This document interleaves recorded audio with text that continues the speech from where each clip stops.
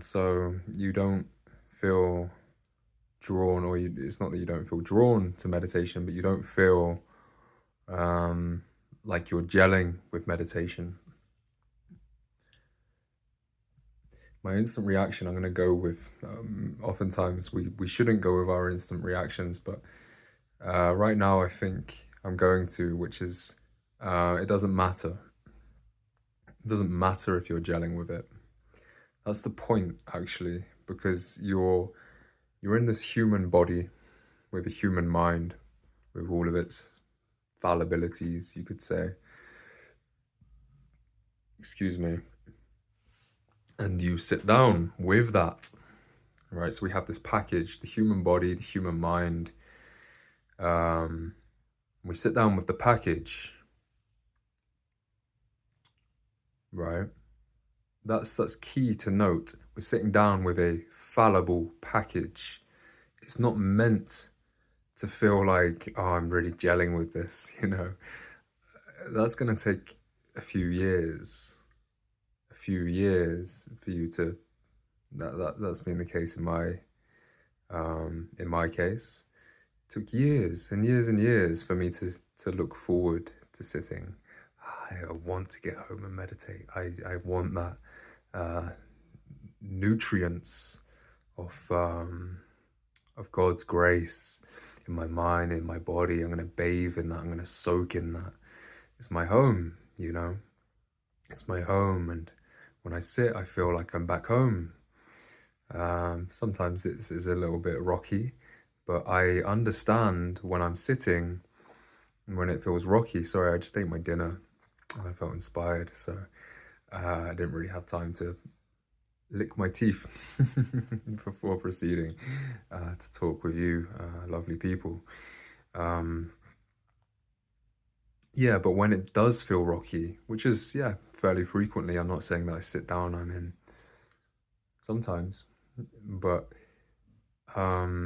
yeah, oftentimes there's rocks and there's waves crashing, and but I understand that I'm sitting with this fallible package, with the fallibility of the human body and mind. The body aches. It's not self-sustained. We need to feed it. We need to position it correctly. If you have problems with this, then try some yoga too. That's what yoga was designed for, was to prepare the body for deep meditation, prepare the chakras and the physical mechanics of the body for correct sitting and long sitting. And meditation is best practiced with long sits. And long will be different from person to person. Maybe 20 minutes is long for you. I would say a beginner, maybe that's kind of the case. 20 minutes, it's a long meditation. 30 minutes, that's quite long. Once we've been going for a while, we can, maybe a year, I don't know, it depends on you and what your intuition tells you. We can go for 40 minutes. And then eventually we want to be looking at seeing an hour sit as plausible for our sit. So it will grow. It will grow, and it's meant to be like that, you know. It's meant to be like that. That's the point. Meditation is meant to be rocky. It's meant to be difficult in a way, because even though the essence of meditation is it's not even the opposite of difficult. It's just nothing. It's nothing and everything. That's the essence of meditation. Anyway, I won't go too much into that, but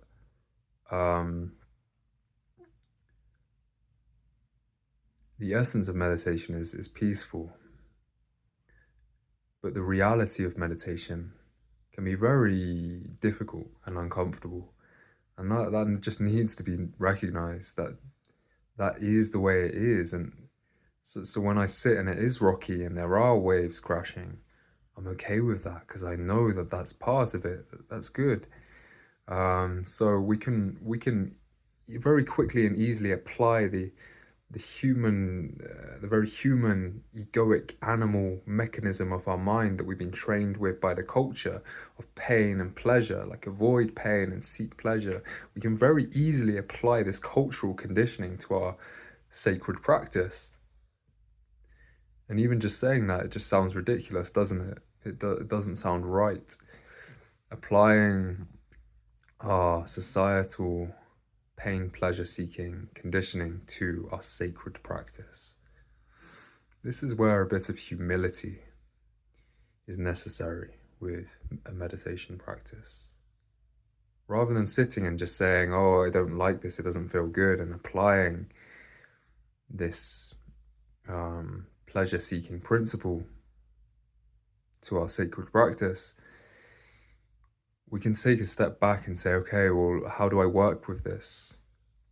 That's what I do when I meditate, because I have that reaction. My animal conditioning, my pleasure-seeking conditioning goes, oh, this meditation is just not good. It's not good. You weren't meant to sit right now. We're meant to do some reading first and get into a spiritually inspired space first for 20 minutes. You should quit this meditation. Well, the question I ask myself frequently is, well, how do I work with this? Let me sit with this and work with this. And it's the same answer every time, which is very beautiful, which is bring love, bring acceptance, soften. And you'll figure out how to do this through your sitting. Very important for this world to know how to bring softness, presence, acceptance to the mind and to life itself. So I hope that this video has inspired you if you're struggling to sit. My initial reaction, boom, was it doesn't matter if you don't like sitting. It doesn't matter. It's not relevant. It's just not relevant because it's the human egoic principle, that aspect of us that creates suffering within our world, within our realm. That's saying that. That's the one that's saying, oh, I'm not sure about this meditation. It's a bit tricky for me. I don't think I like it. That's the one who's saying that. But the point of meditation is that we're growing the other part of ourselves, the part of ourselves that can face difficulty with a degree of acceptance. That's called presence. That, in essence, is called enlightenment. So we're building our enlightenment mechanism, which we all have. So it's up to you. And it's a very beautiful path to take in this life, or anchor. It doesn't have to be so much a path that you take, but it can be just an amazing anchor point for your person, daily thing whereby you can say no to everyone and everything that's calling you. Like, come, do this. This world is just so much doing, and people are always trying to grab you. Situations are always trying to grab you.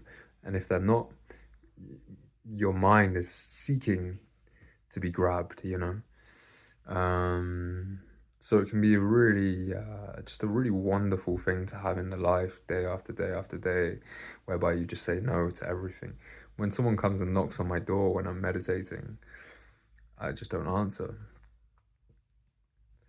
When I was living at home with my parents, I was meditating from my teen years, and they were like, Dan, we're going out, you're meant to be coming with us. Just silence.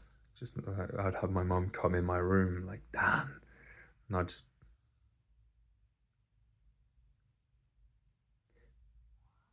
This is so important for me. This is how important this is for me. I'm not being pulled by anything. So it really is the opportunity to be beyond this world, beyond this crazy world of movement, of constant need and striving and need and striving and need and striving, to anchor yourself in the truth, in the love that you are, and that love that you are can't be pushed around, it can't be touched, you know. It's self, use the word that I used earlier, it's self-sustaining, it has its own life force. What else in this world has its own life force, you know? Everything is more parasitic, you know, than like it's kind of seeking life from different spaces and areas. Whereas this thing, it's not that. You're in you, you're not that. You're a lot more magical than that. So meditation really is the way into embodying that magic in this life. Other practices may help also, but we really want to just like integrate it into the body mind in all moments, not when we have a specific style of practice, a more active practice, or we want it to be always there, you know. And I feel like the way we get it always there is through just sitting with ourselves, with this messy human experience, and bringing silence to it, through just a very static, just a very the very baseline of our experience, the quiet nature of our experience, rather than kind of like, I'm not saying that other practices aren't really useful and very, you know, I don't know, you know, what practice is good for you. But these are just my thoughts on practice and sitting specifically. So yeah, I hope it goes well for you, and yeah, reach out if you need anything.